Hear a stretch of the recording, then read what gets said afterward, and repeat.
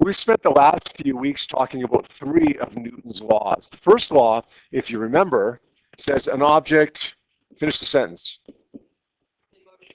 Yeah, an object in motion will stay in motion at a constant speed, same direction, constant speed, constant direction, until acted upon by an unbalanced force. It also says an object at rest will stay at rest until acted upon by an unbalanced force. Newton's first law, we nailed that. Newton's second law is kind of that equation, right? The acceleration of an object is directly proportional to the net force and is inversely proportional to the mass. In other words, Newton's second law says F is equal to m times a. Newton's third law, that up until yesterday, we probably thought was the easiest of the 3 laws, where yesterday it wasn't necessarily the easiest of the 3.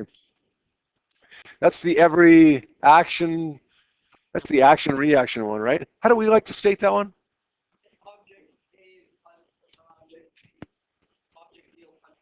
Good. If object A punches object B will punch back object A with an equal and opposite force. If object A applies a force on object B will apply an equal and opposite force on object A. Is that always the case? I mean, we went through a whole bunch of examples yesterday. Did we see that yesterday it was always the case or just usually the case? Always the case. There's never an exception to that rule. If object A applies a force on object B always will apply an equal and opposite force on object A. Yesterday I gave you a few action-reaction forces. I want to give you a few more here today, or at least I want you guys to give me a few more here today. One of the examples that we gave yesterday was kicking a soccer ball. Okay, your foot on the soccer ball was an action force. Okay, your foot on the soccer ball. This is object A, this is object B. Object A applies a force on object B, then object B, the ball, applies a force on your foot, equal and opposite. Object A applies a force on object B applies an equal and opposite force on object A. Now it's your turn. You give me an example now of Newton's third law with an action-reaction force. Something that we haven't mentioned preferably. Good. So golf club hits the golf ball. And of course, the equal and opposite force, the reaction force, would be the golf ball hitting the golf club back with that equal and opposite force. Anything else? Okay, punching glass. Fist hits glass. I wouldn't recommend doing that, but if you do, there is an action force, there's a reaction force. The reaction force would be the glass hitting your fist back, right?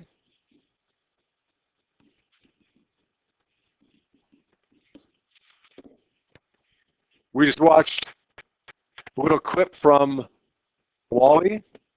What's another action-reaction force? Yeah, so the fire, no, actually. No, hold on. Careful, you get it.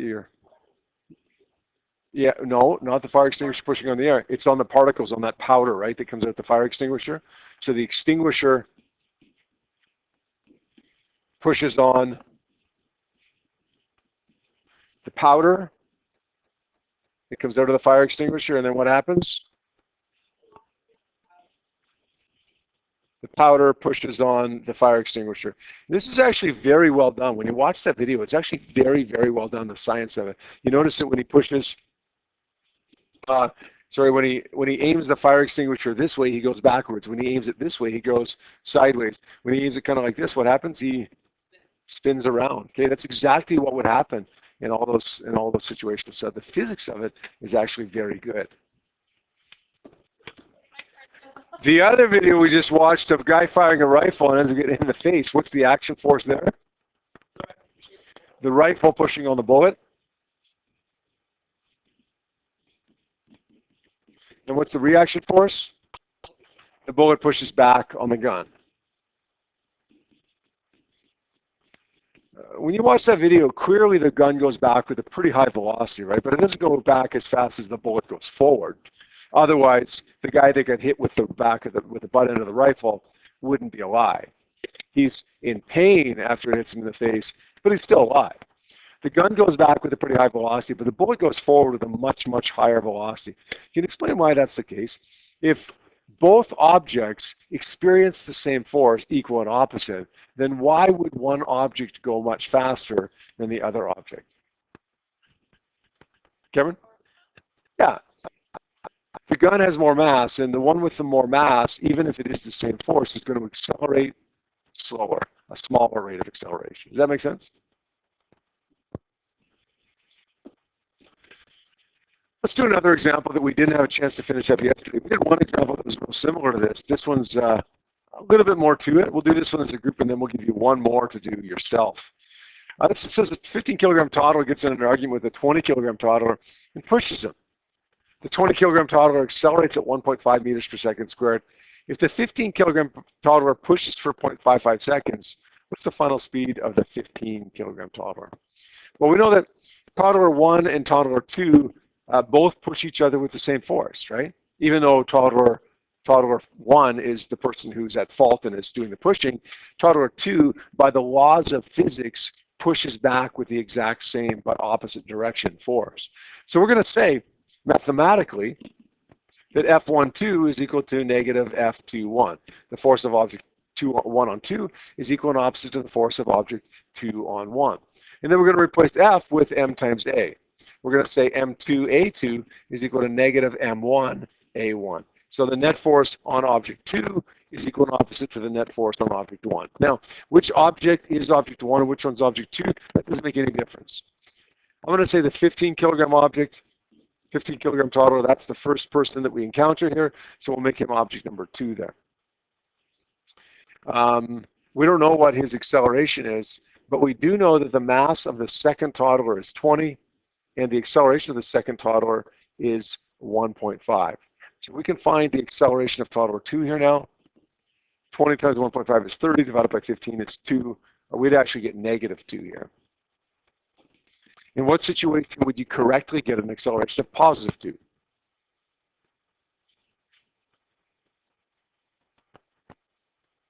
What if I made the first guy, the guy that did the pushing, what if I made mass number 2 20 kilograms and mass number 1 15 kilograms? Would that be correct? Sure, it doesn't matter which is which. What would I have gotten for an acceleration? Positive 2.0 meters per second squared. In what situation would I have incorrectly got positive 2.0? Yeah, if I just dropped the negative sign right there, right? Made it F is equal to F as opposed to F is equal to negative F21. All right, there's the acceleration. We want to find the final speed of the 15-kilogram toddler. What do you want to do this? Find this. Let's say A is equal to delta V over delta T. Rearrange it. We get delta V is equal to A times T. Now remember that we're not actually looking for delta V, we're looking for VF. But since VI is 0 here, these guys start at rest, delta V is going to be the same value as VF. So we're going to say it's negative 2.0 times a time interval of 0.55 seconds. That's going to give me a change in velocity of negative 1.1 meters per second. Or if you reverse the masses, you would have gotten positive 1.1 meters per second. Here's your question. Nick's mass is 60 kilograms. Max's mass is 50 kilograms. Nick pushes Max, and Max accelerates at 1.2 meters per second squared. Nick pushes Max for 0.75 seconds. How far does Nick move back as a result? We know that when Nick pushes Max, Max is going to push Nick back, right, with an equal and opposite force. They're both going to move backwards, right? Nick goes back one way, Max goes back the other way. But we want to know how far Nick goes back this time. Okay, let's see what you guys can do with this over the next couple minutes. Then we'll take a look at this as a group. Let's have a look now. Listen, we know that if Nick pushes Max, Max pushes Nick back with an equal and opposite force. So we're going to say the force of Nick on Max is equal and opposite to the force of Max on Nick. Equal and opposite. That's where the negative comes from, right? Opposite direction. Equal in magnitude, opposite in direction. Now, F12 is going to be equal to M times A. But what M and what A? Well, we're talking about the force of object 1 on object 2. So we're talking about the mass of object 2, the acceleration of object 2. Okay, M times A for object 2. Equals negative M1 times A1. Let's see what we can solve for here. Let's say Nick is object 2, 60. His acceleration, we don't know, equals negative 50 times the acceleration of max, which is 1.2.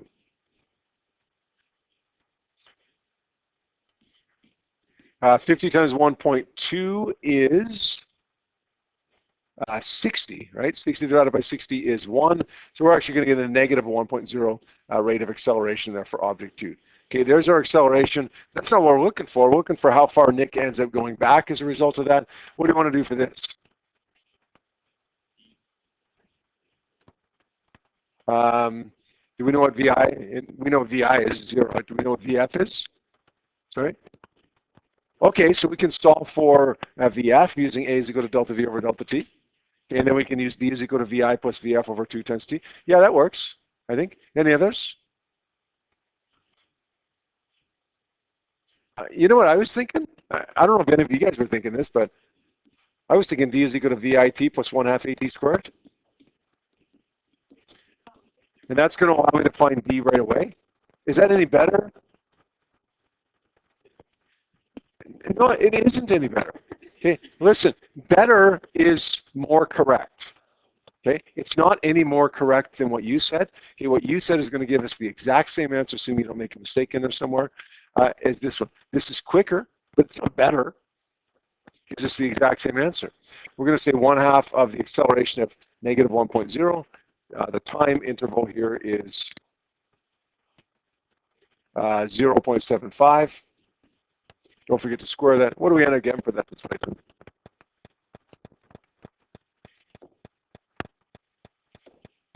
We get negative 0.28 meters for that. All right? Regardless of how you did it, as long as you didn't use like V equals D over T or something like that, because it's a group B equation and it's a group B problem and it's not, and V equals D over T is invalid, then you should be good to go there.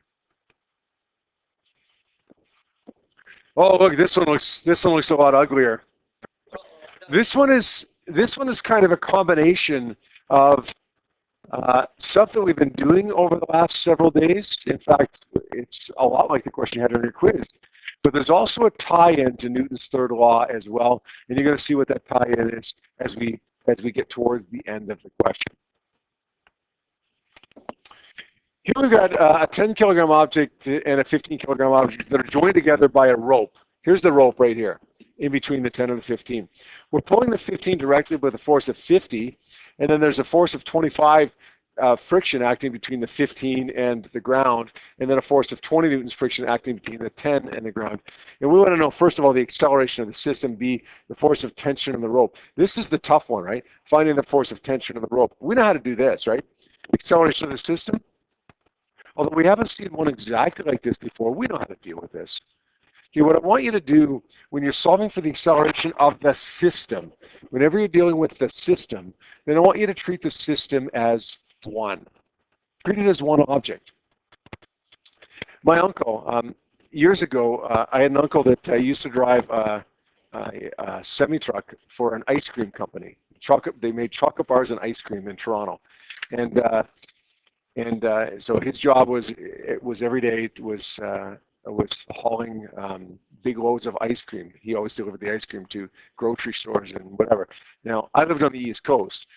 Twice a year, he would make a run. He would sign up or whatever, however it worked, for the run to the East Coast, to this warehouse on the East Coast to deliver ice cream. And my grandfather, who lived about 15 minutes away from me, didn't have anybody living with him. He had a big house, so my uncle would, when he made a trip to the East Coast, would stop at my grandfather's house, spend the night, and then go make his delivery the next day, and then drive back to Toronto. Anyways, we'd go visit my uncle when he was on the East Coast because we only saw him once or twice a year on these trips. And I remember one night I was probably 6 or 7 years old. We went out to my grandfather's house to visit my uncle and my grandfather, and my uncle says, "So you guys like ice cream?" Like, yeah, we like ice cream. He says, "So here's my problem. He's somewhere between Toronto and Nova Scotia. Something happened to a pallet of ice cream that it shifted, and all these corners of these cardboard boxes of ice cream. That's what they were. Was cardboard boxes of ice cream, and some treats like ice cream sandwiches and stuff too. The boxes got dented. I got a pallet of ice cream. The boxes get dented. And he phones his boss and says, like, this is what happened. And his boss says, well, leave it. Like, we can't deliver it to a store. We can't sell it. So just leave it wherever you are. So we got almost a pallet of ice cream, which was awesome. It is almost the most awesome thing that could possibly happen to a 6-year-old is, here's a pallet of ice cream. In the last class, we joked about 170 kilograms, mass being 170 kilograms. I'm lucky that my mass wasn't 170 kilograms after we were all done, because we had so much ice cream. Listen, here's my point, guys. When that semi-truck is coming from Toronto to Nova Scotia, there are forces that are acting on the outside of that semi-truck, right? Okay? The semi-truck is towing the trailer. Okay? So we're looking at the motion of the trailer. The semi-truck is towing the trailer. There's friction acting as well, right? There's all kinds of external forces, but there's also what we call internal forces. There's the force of one pallet of ice cream acting against another pallet, right? Okay? When you speed up, okay, they want to be left behind. One pallet ends up pushing against another pallet of ice cream. Okay, there's also other forces acting between bolts. You know, the side of the trailer is bolted to the bottom of the trailer. Right? When we're analyzing that problem and trying to find the acceleration of that trailer, we don't pay any attention to the bolts in the trailer or the force between one pallet of ice cream and the other, right? We pay attention to external forces, not to internal forces, not to the forces acting inside. When we're analyzing the motion of you, we don't pay any attention to the force of your liver pushing against your pancreas. I don't even know if they're even close. If they do push against each other, are they close? Well, there you go. I should have kept quiet then. We don't pay any attention to the force of one organ pushing against another organ because those are internal forces. We pay attention to the external forces. How hard you're being pushed by somebody. How hard you're being pulled by somebody. Friction. And that's exactly what we're going to do here. There are internal forces. There's the force between 10 and the 15 caused by that rope. But when we're analyzing the system, trying to find the acceleration of the system, then we're just going to pay attention to the external forces and ignore everything inside. Ignore the pancreas against the liver. Ignore one ice cream pallet against the other ice cream pallet. We know how to do that then. Let's just say F net is equal to the sum of the forces. That's going to be, we'll call this FF1, we'll call this FF2. FF1 plus FF2 plus FA. What mass do you think I use? M times A, right? What mass? 10, 15, or 25? 25. If I'm analyzing the ice cream truck, I don't want to use the mass of one of the pallets of ice cream. I want to use the mass of the ice cream truck and all the pallets combined, right? So I'm going to use a mass of 25 kilograms here. Times the acceleration equals negative 20 plus negative 25 plus positive 50. Okay, negative 5 on the right side, 25 on the left side. Negative 5 divided by 25 gives me, I think it's 0.2, isn't it? Negative 0.20 meters per second squared. Okay, is that right?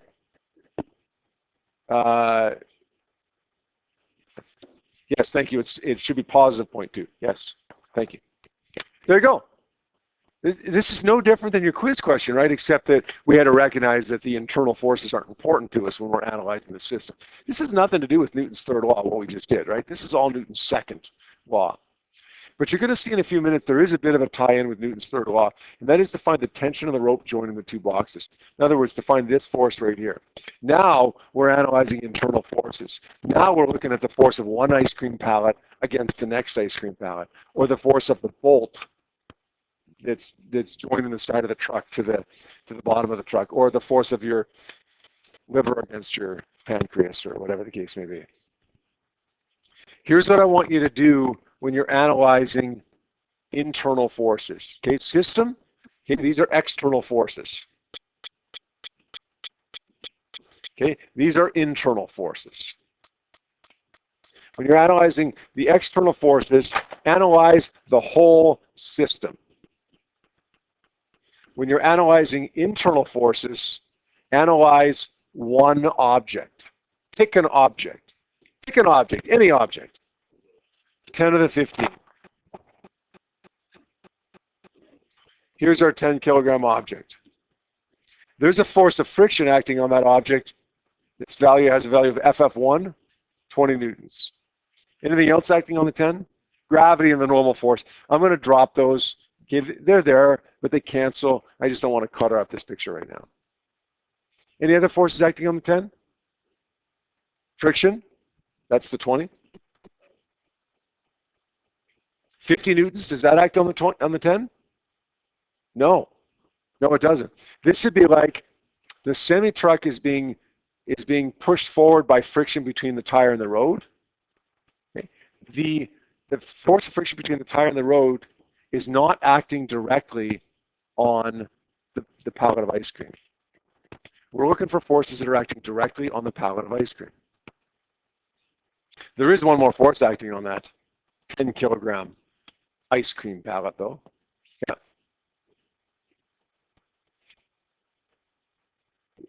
No, because that's acting directly on the 15, right? I'm pulling on one box. Now, that box is pulling on that box. So what we actually have here is, I'm going to call it FT, tension, the rope pulling it forward, right? You pull with 50, then the 15 pulls on a rope that pulls on the 10. That's what we want to find, right, is FT, the force of tension in that rope that joins it to the internal force. Let's say F net is equal to the sum of the forces.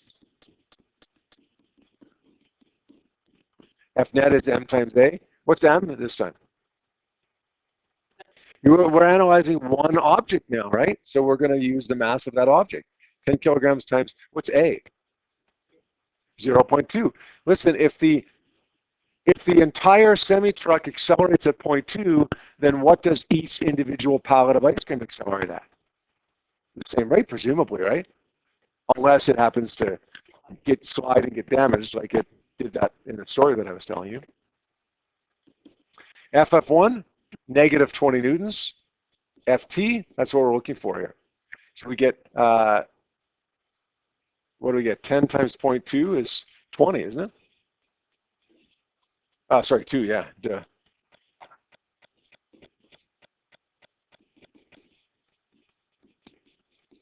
Take this to the other side. 20 plus 2 is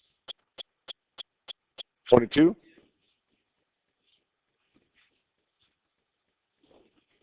Force of tension, the internal force, is 22 newtons. Does that make sense?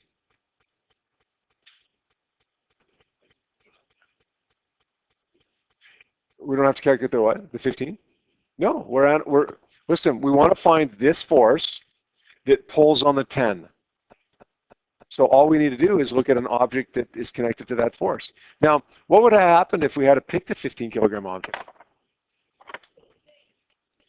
15, well, there would have been an applied force of 50 forwards. There would have been a force of friction of 25. And there would have been a force backwards here of, well, that would have been FT, right? Because if the 15 pulls the 10 forward, then the 10 pulls the 15 backwards. This is where Newton's third law ties in, right? If we had to analyze this, FT would have worked out to been, anybody want to take a stab at it? Nope, but close. FT using this object in this analysis would have worked out to been, what is it? Negative 22. If the 15 pulls on the 10 with 22, then the 10 pulls back on the 15 with negative 22. Because if object A applies a force on object B, B applies an equal and opposite force on object A. There's the Newton's third law tie-in to this whole problem. Now, why did I pick the 10 kilogram object to analyze? I mean, this is just as correct, but I picked the 10 because it's slightly easier because there's only 2 forces acting, right? Whereas this one, there was 3 forces. But we get the same answer. If you get a question like this in a quiz or a test, and you have time, analyze both of them. Why is there value in analyzing both of them? Yeah, if you don't get the same answer for both of them, you've made a mistake. If you do, then the odds of you having made a mistake, if you do get the same answer for both of them, are like 1 in a million. Yeah. It doesn't matter. Doesn't matter. You do it this way, you're going to get positive 22. You do it this way, you're going to get negative 22. I'm not worried about that at all. We asked for the tension in the rope, which is technically a positive value because it's a magnitude of a force, but we're not going to lose any sleep over that at all. Okay? Force on this guy is positive, force on this guy is negative, but the tension in the rope is the same regardless of what you call it. All right?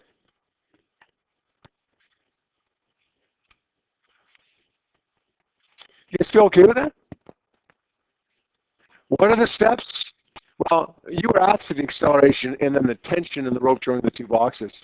What if you were just asked for the tension? What if you weren't asked for the acceleration? What would you do?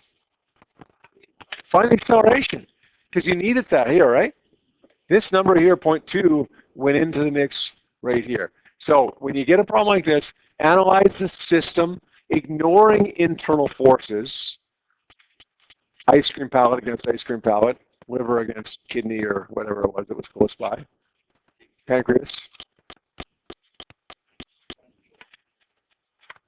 Then you got to go over and analyze one particular object using that acceleration. All right?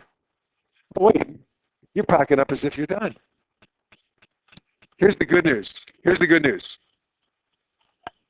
I'm done. But you guys, the bad news is you guys still have a problem to work on.